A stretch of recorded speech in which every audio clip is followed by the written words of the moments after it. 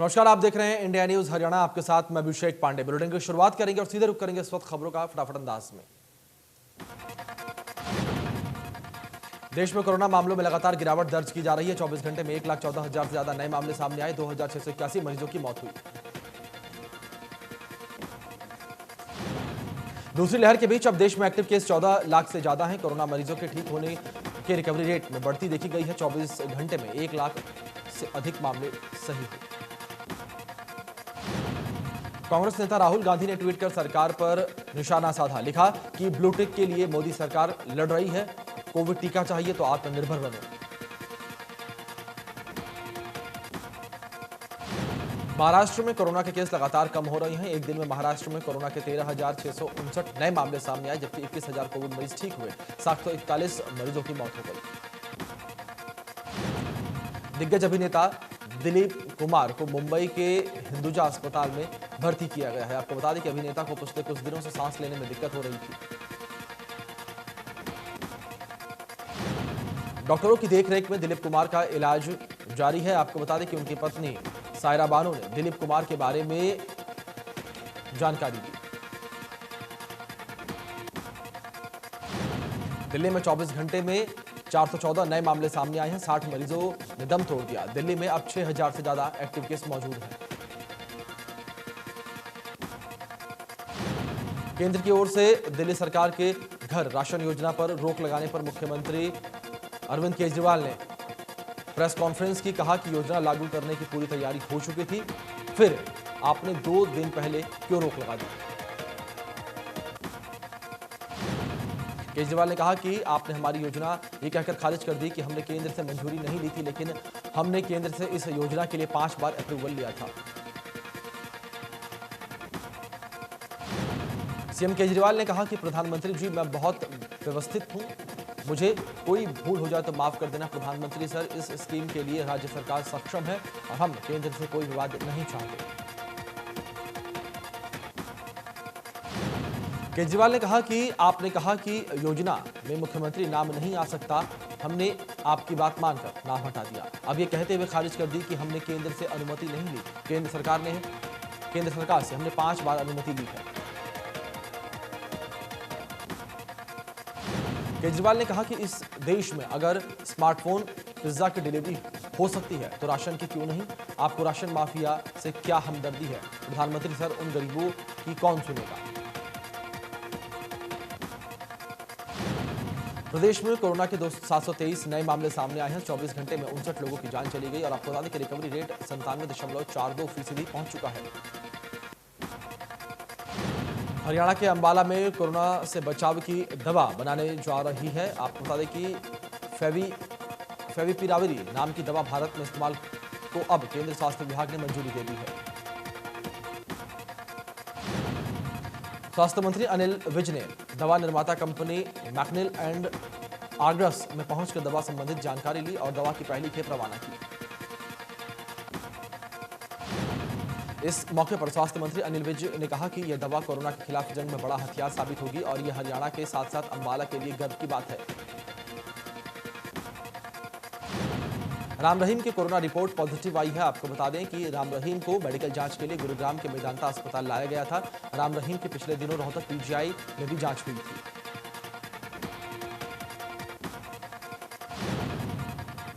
DG ने अचानक यमुनानगर जिला जेल का दौरा किया। इस दौरान उनके साथ डीआईजी, पुलिस अधीक्षक जिला, जेल सुपरिटेंडेंट और बाकी अधिकारी मौजूद रहे।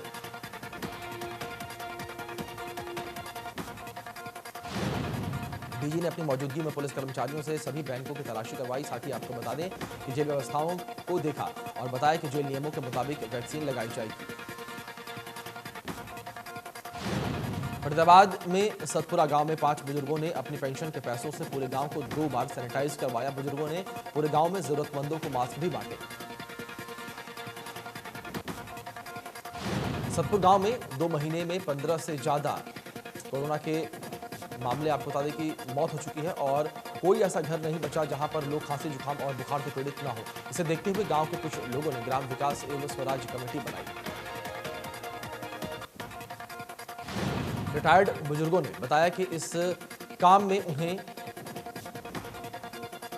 कैबिनेट मंत्री मूलचंद शर्मा का भी पूरा सहयोग मिला। लोगों का कहना है कि सैनिटाइजेशन करने के बाद से अब इस गांव में कोई भी बीमारी से या कोरोना से संक्रमित नहीं है। किसानों की गिरफ्तारी को लेकर टोहाना में किसान मोर्चा के नेताओं ने पूरी रात धरना दिया। इस दौरान महिलाओं ने गीत गाकर सरकार और प्रशासन को जमकर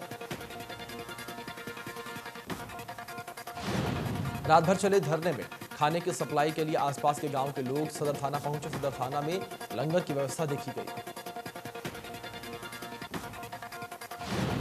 भारतीय किसान यूनियन के प्रदेश अध्यक्ष ने कहा कि जब तक प्रशासन गिरफ्तार लोगों को रिहा नहीं कर देता तब तक उनका धरना जारी रहेगा।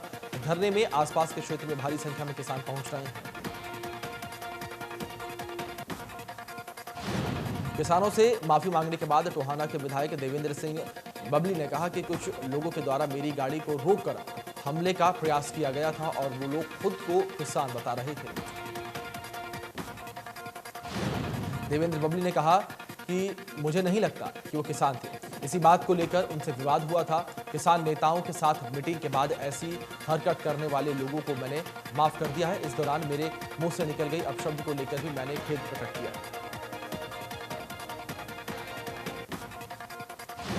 विधायक देवेंद्र बबली ने प्रधानमंत्री, गृह मंत्री और मुख्यमंत्री से कृषि कानून के मामले में जल्द हल करने की मांग करते हुए कहा कि किसानों के साथ बातचीत का रास्ता खोले सरकार ताकि प्रदेश विकास की नई प्रगति पर चले। गृह मंत्री अनिल विज ने स्पुतनिक वैक्सीन के टेंडर पर अपनी प्रतिक्रिया देते हुए कहा कि वैक्सीन लेने के लिए ग्लोबल टेंडर लगाए गए थे जिसमें माल्टा की एक फार्मास्यूटिकल कंपनी ने बोली लगाई। टोहाना में किसानों के प्रदर्शन पर अनिल विज ने अपनी प्रतिक्रिया देते हुए कहा कि किसान कहते हैं कि जो केस दर्ज हुआ है उनको खारिज किया जाए और जो किसान गिरफ्तार किए हैं उनको छोड़ा जाए। वो अदालत का काम है, वो वहां जाकर अपनी अर्जी लगाए। किसानों के भारी मात्रा में इकट्ठा हो जाने और कोरोना को दावत देने के मामले पर गृह मंत्री ने अपनी प्रतिक्रिया देते हुए कहा कि ये लोग मानते ही नहीं। इनको टीका लगाने के लिए भी कहा गया है और टेस्ट कराने के लिए भी कहा गया है।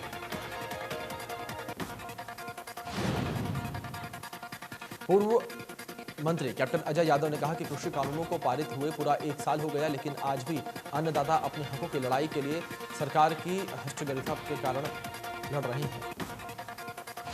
कांग्रेस के प्रदेश प्रभारी विवेक बंसल ने केंद्र पर हमला बोलते हुए कहा कि सरकार की आधी अधूरी तैयारियों और अव्यवस्थाओं के कारण कोविड के चलते हजारों लोगों ने दम तोड़ दिया है।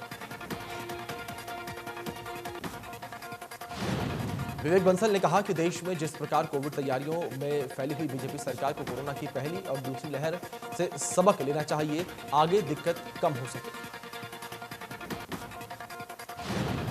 गुरुग्राम की बिगड़ती अर्थव्यवस्था और लोगों की अपील पर बीजेपी युवा नेता नवीन गोयल ने आर्थिक तौर पर लोगों की मदद करने का निर्णय लिया। जगह जगह जाकर नवीन गोयल और उनकी टीम ने लोगों को राशन बांटा और आर्थिक तौर पर जिस तरह की मदद हो सके मदद करके उनका हौसला रखने की बात कही। नवीन गोयल गुरुग्राम वासियों से अपील की कि जिस तरह से भी हो सके आपस में एक दूसरे की मदद के लिए आगे आए। वहीं गुरुग्राम में राजीव नगर में लोगों ने नवीन जी का शुक्रिया किया।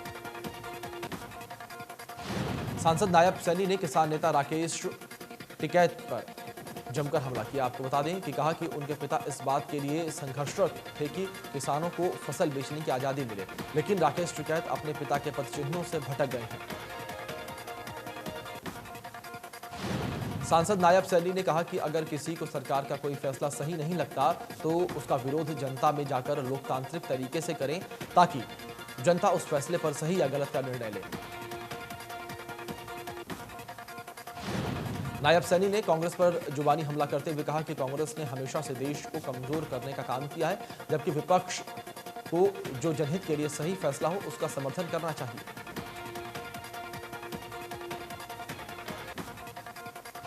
संयुक्त किसान मोर्चा ने आंदोलन के बारे में एक बार फिर किसानों की संख्या बढ़ाने पर फैसला किया।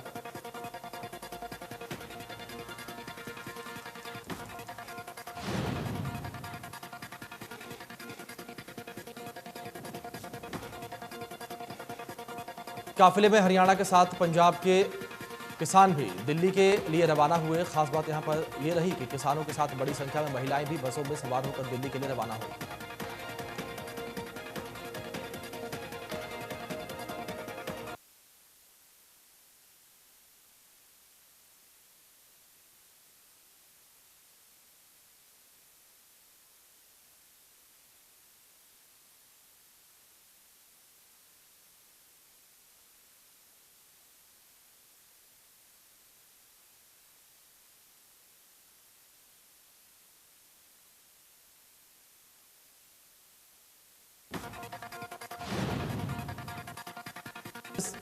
करनाल के सामाजिक संस्थाओं ने नगर निगम के साथ मिलकर कोरोना से मरने वाले लोगों के नाम पर शमशान घाट पर पौधा लगाया और 11 अस्थियां को हरिद्वार के गंगा में प्रवाहित करने के लिए रवाना किया। किसान नेता राकेश टिकैत ने कहा कि किसान आंदोलन को शिफ्ट करने की कोशिश की जा रही है ताकि किसान दिल्ली का पीछा छोड़ दें। किसानों ने 7 महीने से दिल्ली घेर रखी है, इसलिए ऐसे कैसे पीछा छोड़ देंगे।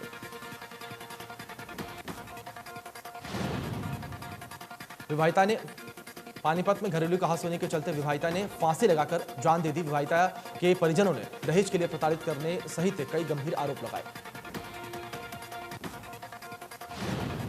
परिजनों ने आरोप लगाए कि विवाहिता ने फांसी नहीं लगाई बल्कि ससुराल के लोगों ने हत्या की है। पुलिस ने परिजनों की शिकायत पर जांच शुरू कर दी है। सोनीपत में 67 वर्ष का बुजुर्ग राजकुमार वर्मा ट्रैफिक व्यवस्था को सुचारू रूप से चलाने के लिए पुलिस के साथ कंधे से कंधा मिलाकर कार्य कर रहा है। पब्लिक हेल्थ डिपार्टमेंट से रिटायर होने के बाद बुजुर्ग पिछले 1 दशक से ट्रैफिक पुलिस के साथ काम कर रहे हैं और उनकी सहायता कर रहे हैं।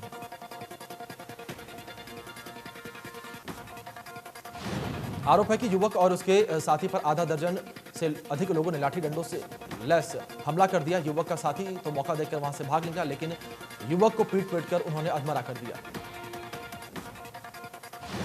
रोहतक के बोहर गांव के पास मस्तनाथ मंदिर में महिला की बेरहमी से घर में तेजधार हथियार से हत्या कर दी गई। पुलिस ने मौके पर पहुंचकर जांच शुरू कर दी है। प्रॉपर्टी विवाद के चलते मृतका के पति की पहली पत्नी के बेटे पर हत्या का आरोप लगा है। आपको बता दें कि पुलिस का दावा है कि जल्द आरोपी को गिरफ्तार कर लिया जाएगा। कुरुक्षेत्र के पानीपत से चंडीगढ़ के बीच नेशनल हाईवे पर कई जगह स्पीडोमीटर कैमरे लगा दिए गए हैं। ओवर स्पीड बिना बेल्ट गाड़ी चलाने वाले लोगों के घर चालान भेजे जाएंगे। रेवाड़ी में लापरवाह कार चालक ने ट्रांसफार्मर में टक्कर मार दी, जिस वजह से ट्रांसफार्मर जिस पिलर पर लगा था वो टूट गया और ट्रांसफार्मर नीचे आ गिरा। हादसा इतना खतरनाक था कि कुछ ही दूरी पर लगा पिलर भी सामने की दुकान पर जा गिरा, जिस वजह से दुकानदार का भी काफी नुकसान हुआ है। हादसे के बाद कई घंटों तक बिजली भी गुल रही। पंचकुला में सांसदों और विधायकों के आवास पर घेराव करने जा रहे किसानों की पुलिस के साथ झड़प हो गई। प्रदर्शनकारियों पर पुलिस ने लाठीचार्ज किया। पुलिस ने माजरी चौक पर बैरिकेडिंग कर किसानों को रोका। बैरिकेडिंग तोड़कर जब किसान आगे बढ़े तो पुलिस ने हल्के बल का इस्तेमाल किया। कुरुक्षेत्र में किसानों ने संपूर्ण क्रांति दिवस मनाया और तीनों कृषि कानूनों की प्रतियां जलाई। कहा कि जब तक कृषि कानून रद्द नहीं किए जाते तब तक उनका धरना आंदोलन इसी तरह जारी रहेगा।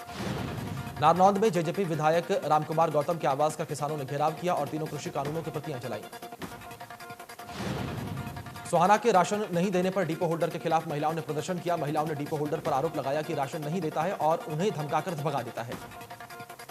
महिलाओं का कहना है कि डिपो होल्डर का रवैया मनमानी पूर्ण है, जो कभी भी गरीबों का पूरा राशन नहीं बांटता है और न ही कभी रसीद उपभोक्ताओं को देता है। करनाल में किसानों ने सरकार का पुतला फूंका और रोष व्यक्त किया और शव यात्रा निकाली। किसानों ने 3 कृषि कानूनों की प्रतियां भी जलाई। पृथला में विधायक और हरियाणा वेयर हाउस के चेयरमैन नयनपाल रावत ने कहा कि बीमारियों से बचने के लिए हमें ज्यादा से ज्यादा पौधे लगाने की आवश्यकता है और उनकी देखभाल करनी चाहिए। कैबिनेट मंत्री रणजीत सिंह चौटाला ने पर्यावरण दिवस पर बरनाला रोड स्थित आवास पर पौधारोपण किया और उन्होंने कहा कि जिस दौर से हम गुजर रहे हैं उसमें शुद्ध ऑक्सीजन की जरूरत है, इसलिए लोगों को अधिक से अधिक पौधारोपण करना चाहिए। करनाल एनडीआरएफ चौक के पास तेज रफ्तार 2 कारों में जोरदार टक्कर हो गई। कार चालक को फंसे हुए आसपास के लोगों ने निकाला और एम्बुलेंस से अस्पताल पहुंचाया।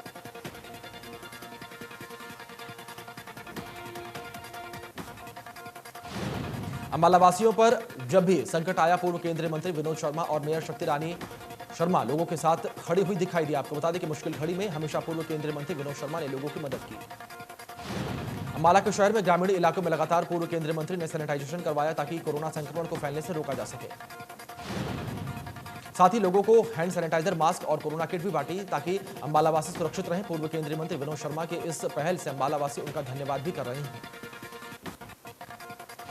मिल्खा सिंह की बेटी ने जानकारी देते हुए बताया कि मिल्खा सिंह की हालत स्थिर है। डॉक्टर के मुताबिक ऑक्सीजन सपोर्ट पर वो हैं अभी और कोविड अस्पताल के आईसीयू वार्ड में भर्ती हैं।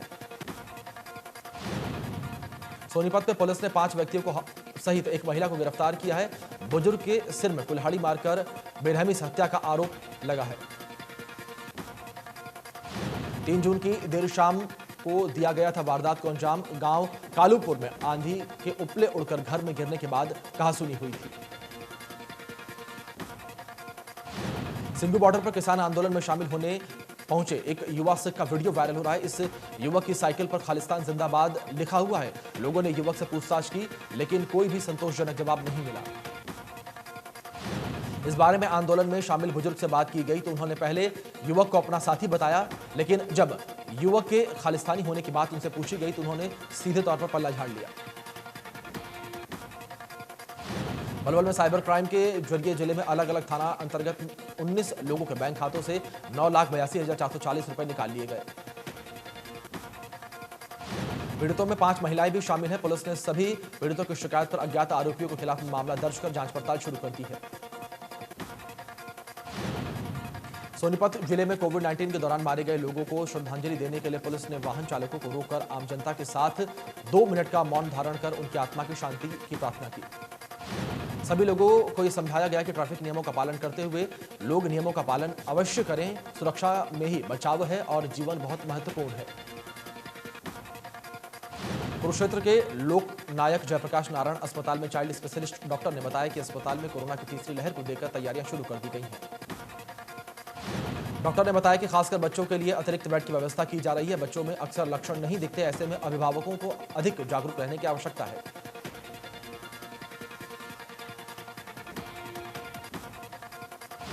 पंचकुला के गांव बिल्ला में बिजली कनेक्शन के लिए जा रहे एक कर्मचारी की आंखों पर लाल मिर्च डालकर 2,34,000 की लूट करने का मामला सामने आया है और एक आरोपी को यहां पर गिरफ्तार भी किया गया। गिरफ्तार किया गया आरोपी अम्बाला जिला का निवासी है और इस लूट की वारदात में शामिल था। पुलिस ने आरोपी को कोर्ट में पेश कर 4 दिन के पुलिस रिमांड पर लिया है ताकि इस लूट की घटना को अंजाम देने वाले अन्य लोगों को भी गिरफ्तार किया जा सके। सोनीपत में भी डीएसपी रविंद्र सिंह के नेतृत्व में CIA 1 ने डबल मर्डर के हत्यारोपी और 50,000 के इनामी बदमाश समेत कई साथियों को गिरफ्तार किया। दोनों आरोपियों पर कोर्ट में पेश कर रिमांड पर लेकर पुलिस पूछताछ की जाएगी। फिलहाल पूरे मामले में पुलिस इन्वेस्टिगेशन कर रही है। रूस के राष्ट्रपति व्लादिमीर पुतिन ने भारत के प्रधानमंत्री नरेंद्र मोदी और चीन के राष्ट्रपति शी जिनपिंग की सराहना की और पुतिन ने कहा कि दोनों नेता आपसी मसलों को सुलझाने में सक्षम हैं और इसके बीच में किसी तीसरे को हस्तक्षेप करने की जरूरत नहीं है। माना जा रहा है कि पुतिन के इस बयान के जरिए यह संदेश देने की कोशिश की है कि भारत चीन के मामले में अमेरिका जैसे किसी देश को हस्तक्षेप करने की जरूरत नहीं है। दुनिया भर में जारी कोरोना संक्रमण के कहर के बीच वैक्सीन पासपोर्ट को लेकर भारत ने इसका कड़ा विरोध किया है। G7 देशों के स्वास्थ्य मंत्रियों के साथ हुई बैठक में केंद्रीय स्वास्थ्य मंत्री डॉक्टर हर्षवर्धन ने वैक्सीनेशन पासपोर्ट का विरोध किया। उन्होंने कहा कि आबादी के हिसाब से वैक्सीन कवरेज अभी विकसित देशों की तुलना में विकासशील देशों में कम है। इस तरह की पहल बहुत ज्यादा भेदभावपूर्ण साबित हो सकती है। रोहतक की जनता कॉलोनी में टीचर के घर पर बाथरूम में रस्सी से फंदा लगाकर आत्महत्या कर ली। मामले की सूचना पर शिवाजी कॉलोनी पुलिस मौके पर पहुंची और जांच पड़ताल शुरू कर दी। पुलिस का कहना है कि मृतका के मायके पक्ष के लोगों ने ससुराल पक्ष के लोगों पर दहेज के लिए तंग करने का आरोप लगाया है। 7 लोगों के खिलाफ केस दर्ज कर लिया गया है, जांच की जा रही है। भाषा विवाद पर राहुल गांधी ने ट्वीट किया कि दूसरी लैंग्वेज की तरह मलयालम भी भारतीय भाषा है। दिल्ली के अस्पताल में आदेश दिया गया था कि नर्सिंग स्टाफ सिर्फ हिंदी या अंग्रेजी में बात करेंगे। किसी भाषा में बात करने पर कार्रवाई के लिए तैयार रहें। देश में कोरोना की दूसरी लहर के चलते सरकार के GST कलेक्शन में कमी आई है। इसकी बड़ी वजह पूरे महीने अधिकतर राज्यों में लॉकडाउन का रहना है। हालांकि मई में भी सरकार की GST संग्रह 1 लाख करोड़ रुपए से ऊपर है। कांग्रेस का ग्रॉस GST संग्रह मई 2021 में 1,02,709 करोड़ रुपए रहा। इसमें केंद्रीय जीएसटी की हिस्सेदारी 17,592 करोड़ रुपए, राज्यों का जीएसटी संग्रह 22,653 करोड़ रुपए और इंटीग्रेटेड जीएसटी संग्रह 53,199 करोड़ रुपए रहा। सरकार के इंटीग्रेटेड जीएसटी कलेक्शन में आयात पर लगने वाले जीएसटी से कमाई 26,002 करोड़ रुपए रही। हालांकि सरकार ने कोविड-19 से जुड़ी विभिन्न राहत सामग्रियों पर इस अवधि में जीएसटी से छूट प्रदान की है। ब्लूटिक प्रकरण के बीच भारत सरकार ने नए आईटी नियमों के अनुपालन के लिए ट्विटर को नोटिस भेज दिया है। आपको बता दें कि इस नोटिस में सरकार ने ट्विटर को दो टूक कहा कि वो 26 मई से सोशल मीडिया के लिए लागू की गई शर्तों का तुरंत पालन करें। रोहतक में शराब की बोतल सिर में मारकर पूर्व सैनिक की हत्या कर दी गई। होटल के कमरे के बेड के नीचे पूर्व सैनिक का शव मिला। मृतक महम का रहने वाला था, बिजली विभाग में क्लर्क के पद पर कार्यरत था और अपने दोस्त के साथ होटल में रुका हुआ था। मृतक के दोस्त पर ही हत्या का शक जताया जा रहा है। आरोपी ने होटल से बाहर जाकर होटल मालिक को फोन कर झगड़ा होने की जानकारी दी। पुलिस मामले की जांच पड़ताल में जुटी हुई। एक दिन की राहत के बाद फिर से पेट्रोल और डीजल की कीमतों में बढ़ोतरी देखी गई है। डीजल का रेट 29 पैसे प्रति लीटर, जबकि पेट्रोल का दाम 27 पैसे प्रति लीटर बढ़ा। दिल्ली में पेट्रोल 95 रुपए प्रति लीटर रहा, जबकि डीजल 85 रुपए 95 पैसे प्रति लीटर पहुंच चुका है। जबकि मुंबई में पेट्रोल की कीमत 101 रुपए के पार पहुंच चुकी है।